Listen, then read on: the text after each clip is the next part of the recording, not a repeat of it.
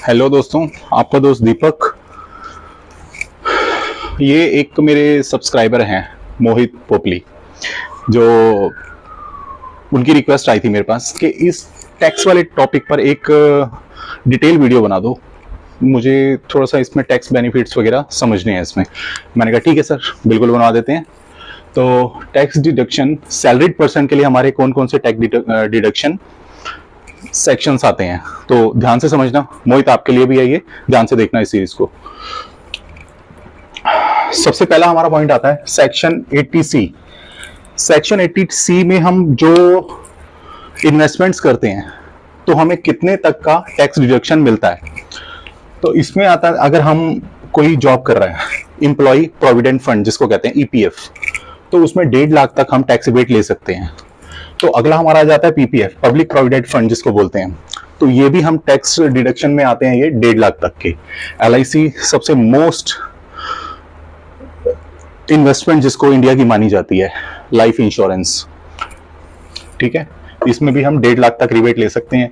ELSS मैंने आपको बताया था, ये म्यूचुअल फंड की सीरीज स्टार्ट हो ही रही है हमारी, जो अभी सेकंड एपिसोड बनाया है वो जरूर देखना। उसके अंदर ईएलएसएस का पार्ट जरूर आएगा, जिसको कहते हैं equity link saving scheme, equity link. इसमें भी हम 1.5 लाख तक रिबेट ले सकते हैं टैक्स में। यूलिप क्या होता है? Unit link investment plan, ULIP, ULIP. इसमें भी हम 1.5 लाख तक ले सकते हैं। और बाकी आपका अगर होम लोन चल रहा है तो उसमें भी हम जो इंटरेस्ट आप पेड करोगे उसके लिए भी आप एक 1.5 लाख तक ले सकते हो।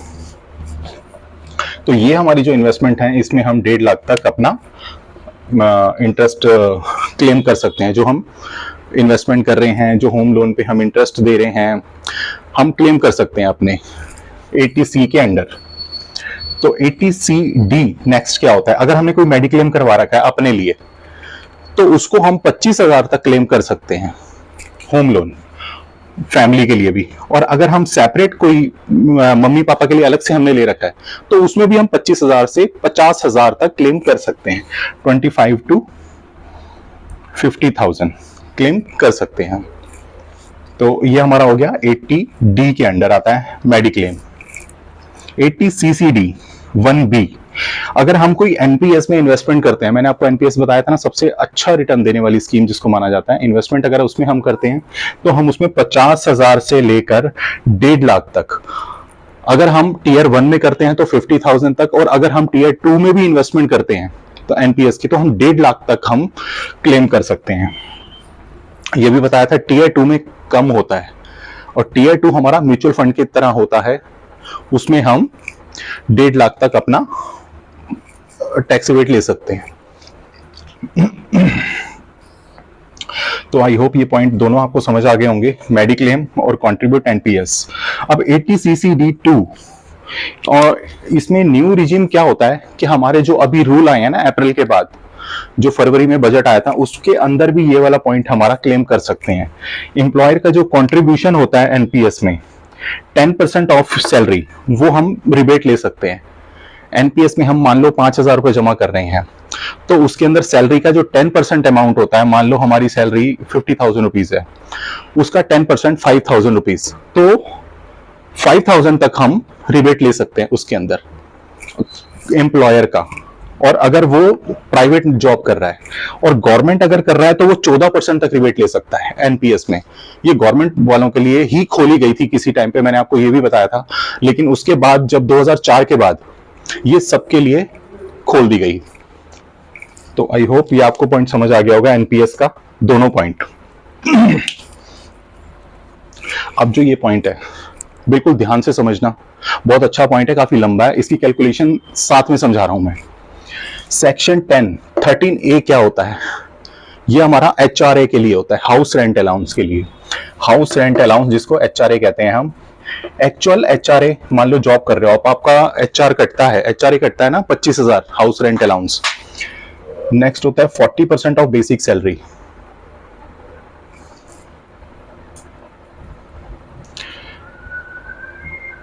ऑफ बेसिक सैलरी का मान लो आपकी है 50,000, उसका 40% हो गया 20,000 रुपए। पहला है 25,000, दूसरा है 40% ऑफ बेसिक सैलरी, मतलब 50,000 बेसिक सैलरी है, उसका 40% 20,000 रुपये हो गया। अगला है rent paid, 10% minus 10% of basic salary. मान लो आप रेंट पे कर रहे हो, कहीं पे रह रहे हो, 30,000 रुपीज दे रहे हो रेंट। बेसिक सैलरी मैंने कितनी बताई है, 50,000 का 10% बेसिक सैलरी का 5,000 रुपये हो गया। तो 30,000 माइनस 5,000, 25,000। अब विच इज लो, इन तीनों में से कौन सा अमाउंट लो है, उस पर आप क्लेम कर पाओगे।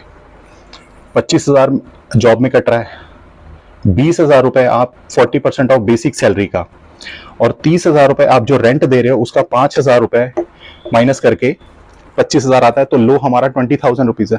इसको आप क्लेम कर पाओगे, अपनी सैलरी का डिडक्ट कर पाओगे, इस पे आपको क्लेम मिलेगा। तो ये सेक्शन 10 के अंडर आप इसको रिबेट ले सकते हो इसमें आप। तो सेक्शन 24, आई होप ये पॉइंट अगर आपको समझ नहीं आया तो मेरे को रिप्लाई करना।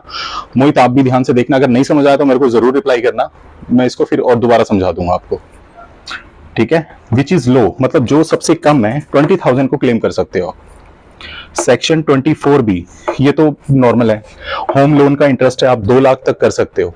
सिर्फ आपने होम लोन अगर ले रखा है किसी का, बड़े अमाउंट का घर परचेज करते हो, उस पर जो इंटरेस्ट देते हो आपको, उसको क्लेम कर सकते हो 2 लाख तक, इससे ज्यादा अमाउंट नहीं कर सकते पर ईयर का। सेक्शन 80E, एजुकेशन, अगर आप बच्चों को बाहर पढ़ने के लिए भेज रहे हो, हायर एजुकेशन के लिए, या आप कोई कोर्स करवा रहे हो जो काफी महंगा है, इंडिया से भी करवा रहे हो, डॉक्टरी लोग करवाते हैं, उसके लिए एजुकेशन लोन लेते हैं, तो उसके ऊपर जो इंटरेस्ट पेड होगा 1.5 लाख तक आप पर ईयर क्लेम कर सकते हो। सेक्शन 80EEB, ये एक section 80EEB, EV loan, electric vehicle loan, ये होता है।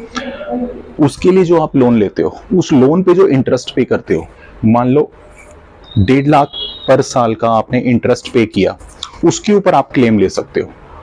आप जॉब कर रहे हो, आपने गाड़ी ली, इलेक्ट्रिक कार ले ली, मान लो उसके 7 लाख का लोन लिया, 7 लाख पे आप हर साल 1.5 लाख रुपए इंटरेस्ट दे रहे हो, तो वो 5 साल या 20 साल के लिए ले लिया, 5 साल 6 साल से ऊपर मिलता भी नहीं है वैसे कार लोन, तो 1.5 लाख तक आप क्लेम कर सकते हो।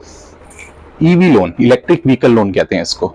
तो ये इस साल से ही नया आया है, मतलब टैक्स वालों में, जो इस बार हमारा बजट आया था उसके अंदर ये नया टैक्स रिबेट के लिए लागू किया गया। तो आई होप ये सारी टैक्स की रूल्स आपको समझ आ गए होंगे।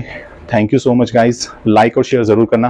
मोहित ध्यान से देखना, आप भी नहीं समझ आया मेरे को मैसेज कर देना, तो मैं आपको क्लियरली समझा दूंगा, ठीक है। बाकी रिप्लाई कर देना और लाइक जरूर करना भाई लोग प्लीज, बहुत टाइम लगता है इसको बनाने में, और आपको सिर्फ एक बटन दबाना होता है यार लाइक करने का। Please, thank you so much guys.